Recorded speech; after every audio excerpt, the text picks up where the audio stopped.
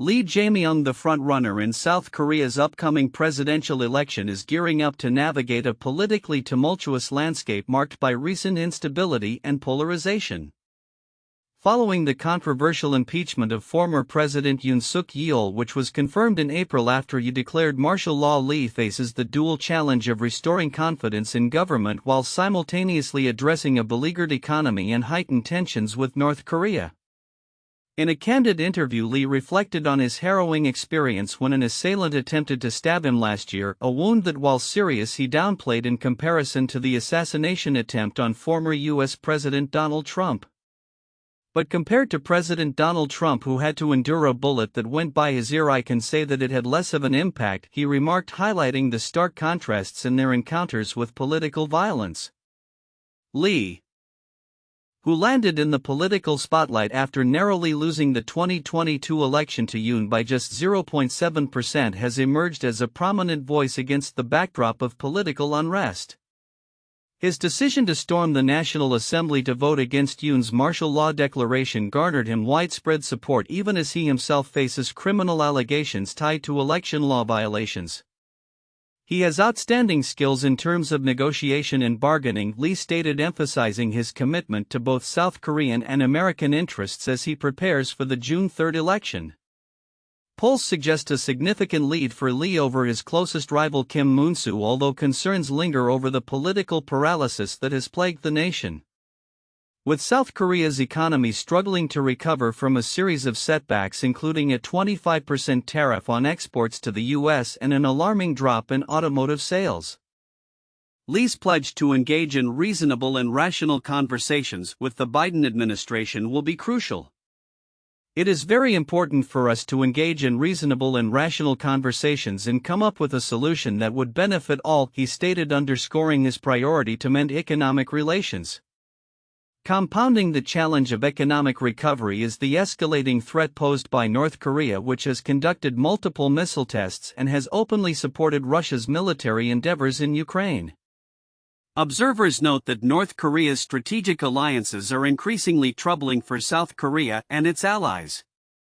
With around 70% of South Koreans supporting the development of a domestic nuclear deterrent, Lee has taken a cautious stance, arguing that such a move could provoke a regional arms race. We need to avoid a domino effect where Japan and other countries go nuclear, he cautioned. Lee's political journey is a testament to his resilience, shaped by a childhood steeped in hardship. Born into an impoverished farming family, he faced adversity early on, including a debilitating work-related injury and a suicide attempt during his youth. Yet he transformed his struggles into a platform for advocating for the disenfranchised as a lawyer and later as a politician, serving as both the mayor of Songnam and governor of Gyeonggi Province. His populist approach has earned him comparisons to Trump, though critics highlight the superficiality of his policy proposals, especially in addressing deep-seated structural issues within South Korea. As the election approaches, the stakes are high. Lee's agenda includes tackling pressing domestic concerns such as job creation, inflation, and educational reforms, a challenging undertaking given the fractured political landscape. Past administrations have struggled to implement meaningful change, often thwarted by internal party dynamics and public disillusionment. The election not only revolves around economic and domestic issues but also sets the stage for South Korea's foreign policy direction, particularly in relation to the United States and Japan. Lee has previously advocated for a more assertive stance on historical grievances with Japan, which could further complicate regional relations. His recent campaign remarks have indicated a willingness to engage constructively with the U.S. while maintaining a cautious approach toward North Korea. In conclusion, as Lee Jae-myung prepares to step into the political arena, his administration, if victorious, will be tasked with addressing multifaceted challenges that require immediate action and long-term strategic planning. The upcoming elections will not only determine the future of South Korean governance but may also redefine its position on the global stage amid rising geopolitical tensions.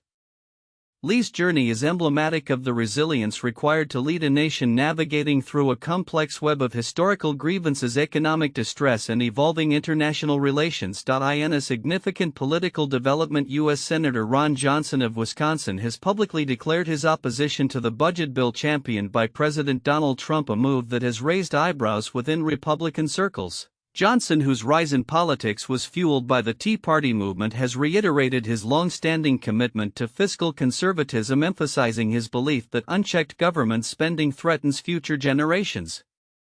During remarks at the Milwaukee Press Club, Johnson articulated his stance, stating, "There is no amount of pressure that President Trump can apply to me that exceeds the pressure I feel the promises I made to stop mortgaging our kids' future." His dissent comes in response to the One Big Beautiful Bill Act, a proposal that pairs tax cuts with significant reductions in Medicaid and federal food assistance. Analysts have warned that this combination could lead to an increase of nearly $500 billion in annual deficits. The implications of Johnson's opposition are substantial, especially given his position within the GOP. He argues that the current trajectory of federal spending could precipitate an acute debt crisis and ultimately lead to a U.S. default on its bonds.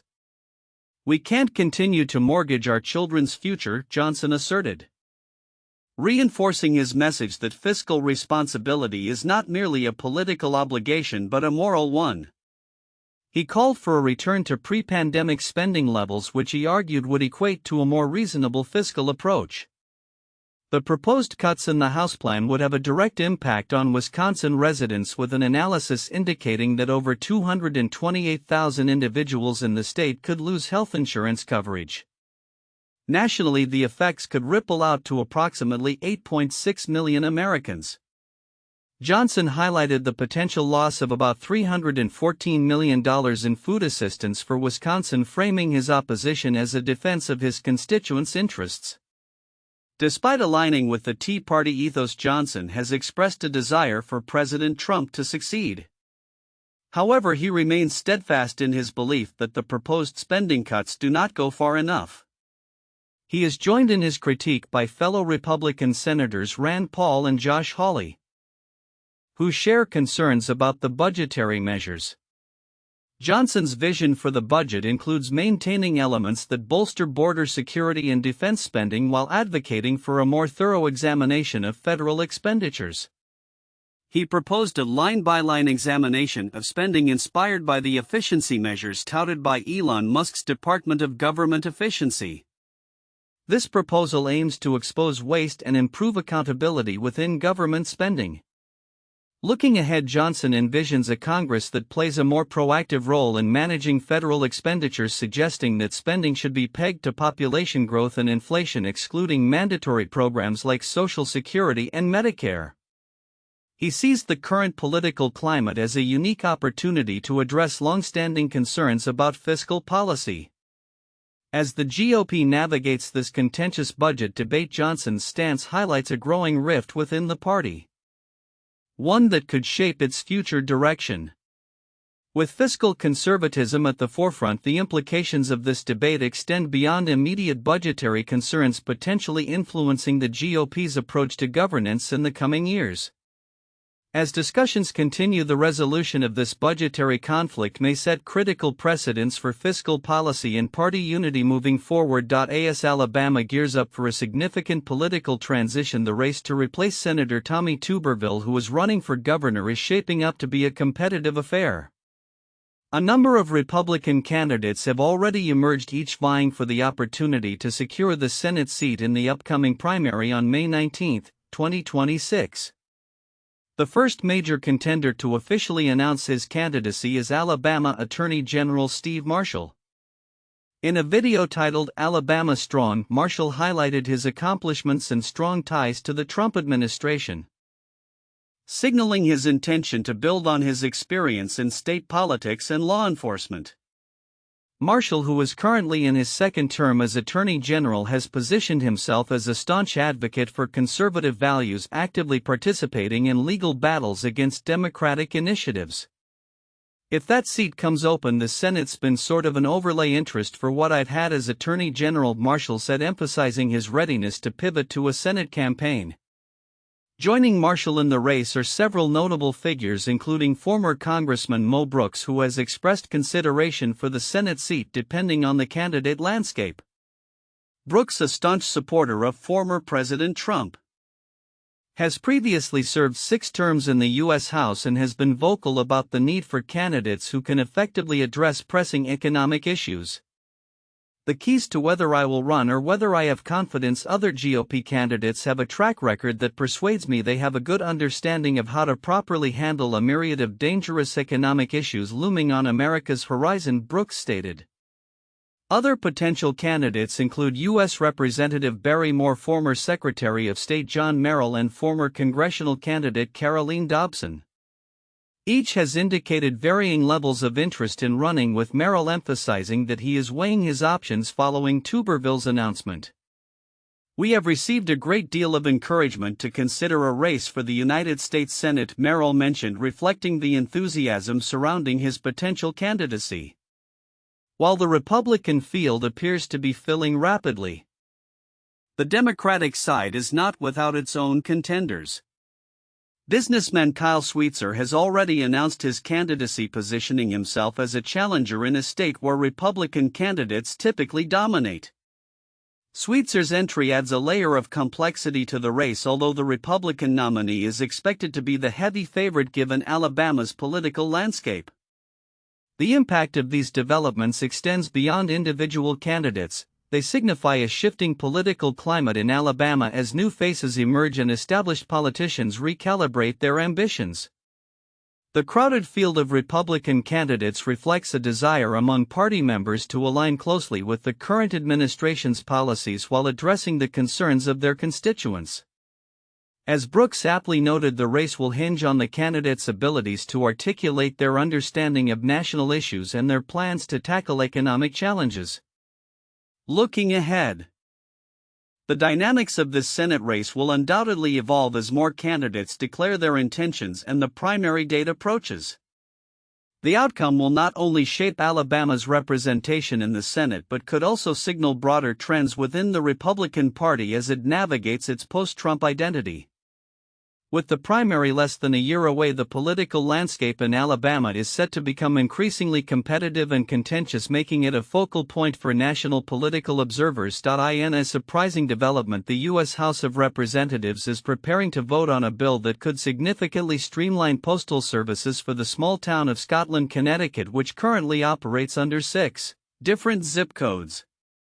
This legislative move aims to alleviate long-standing logistical challenges faced by the town's residents, whose population hovers around 1,600. For years, residents of Scotland have grappled with the complications that arise from having multiple zip codes. These issues include misplaced packages, difficulties in obtaining mail-in ballots, and confusion regarding school district assignments.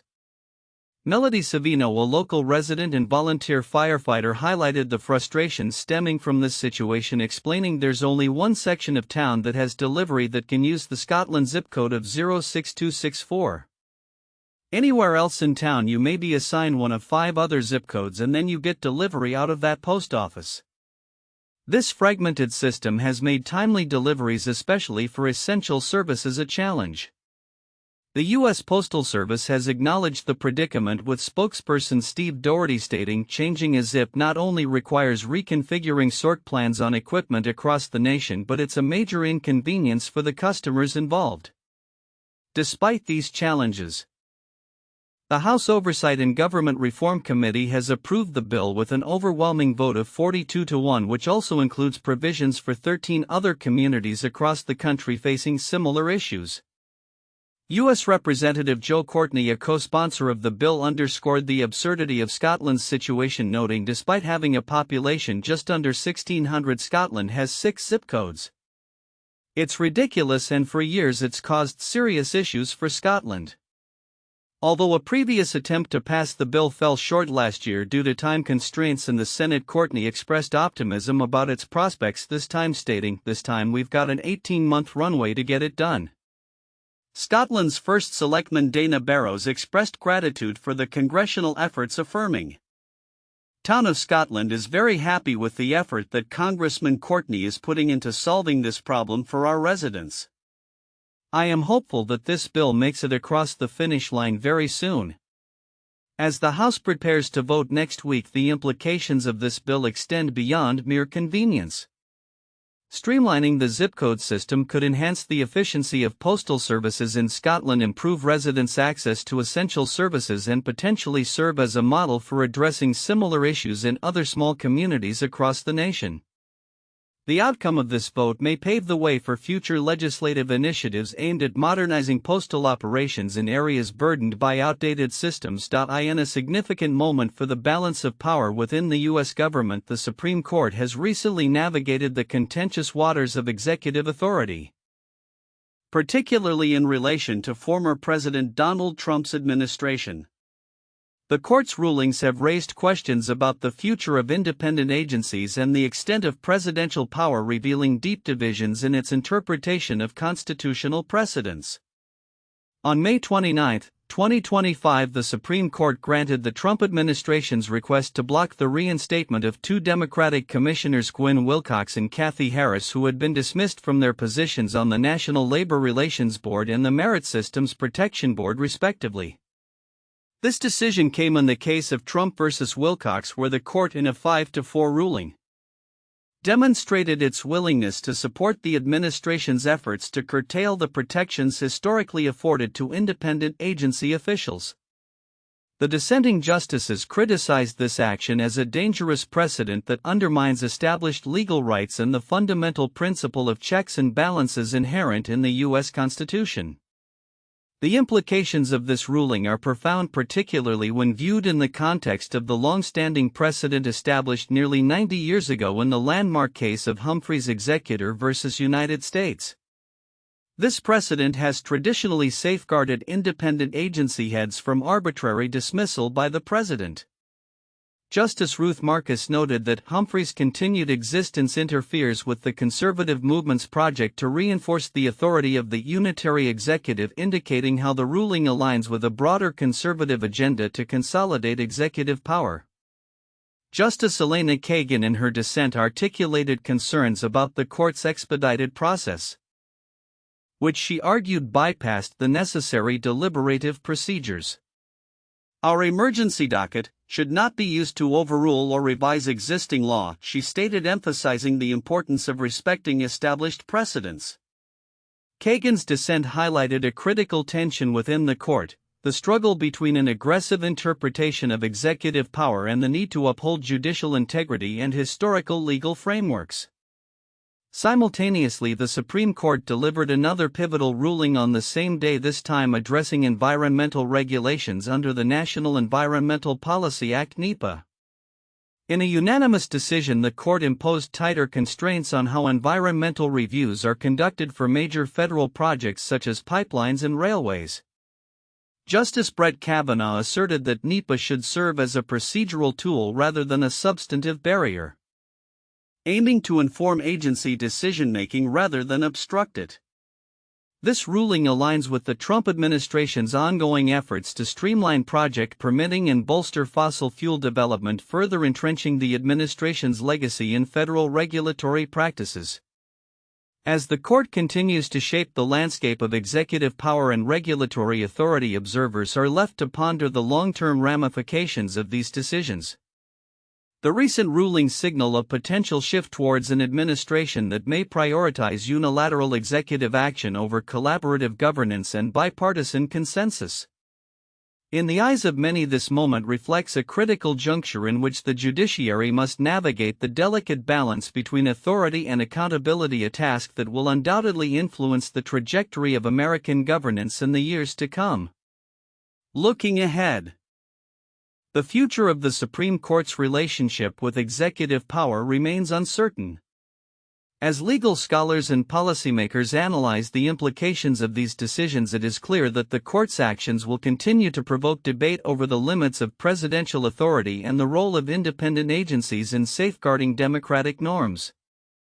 The evolving landscape will require vigilant oversight from both the judiciary and the public, ensuring that the foundational principles of checks and balances endure amidst shifting political tides.